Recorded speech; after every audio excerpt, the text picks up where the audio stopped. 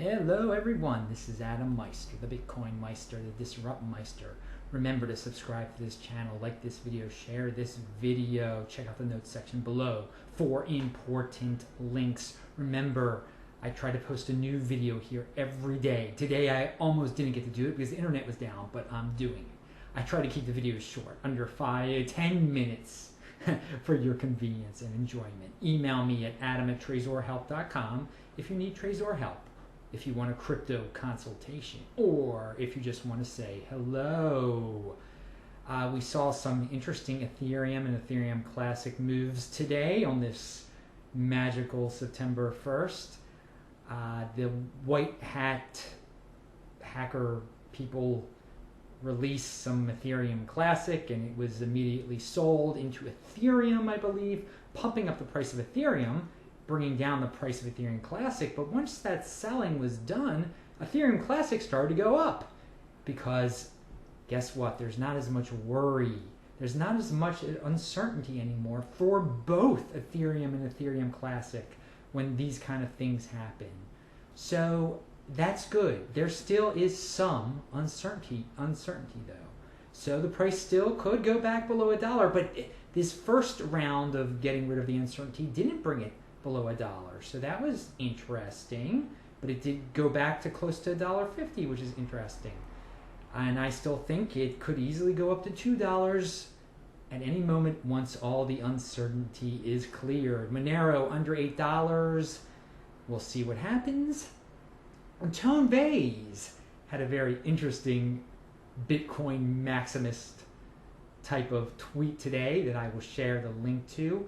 He basically said that you should add up the market cap of all of the coins out there, not just Bitcoin, which makes up 80% of the market capitalization of every coin out there, but the whole shebang, and divide that number by the number of Bitcoin, and that will get you to number 720, and that is what Bitcoin should be worth. But basically he's saying that eventually all the altcoins will be gone.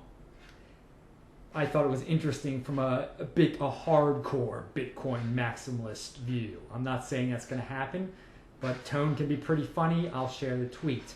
I wanted to move on to the end of the world scenarios that we keep on hearing about. That, you know, the world's going to end, everything's going to go to heck in the next month, or in October, or maybe next year. It's always next year. Remember that, you know. Next year is when everything's going to fall apart. Next year is when the whole system is going to come tumbling down. I think the people who talk about these scenarios actually want them to happen because they're bored with their lives, or they just don't want to better themselves, and they want the excitement brought to them. Although this kind of excitement wouldn't be too cool, would it? We can't keep this up forever. That's what people say, that the system here in the United States, the economics, we can't keep this up forever. Actually, we can.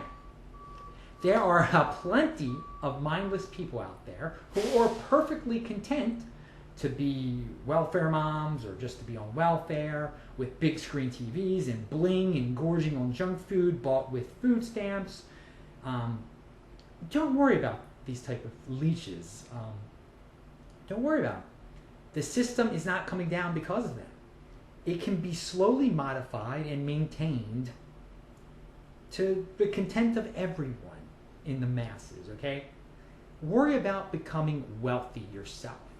Because since so many people love to live off the government and don't have a proactive bone in their body, you have an incredible opportunity to become wealthy.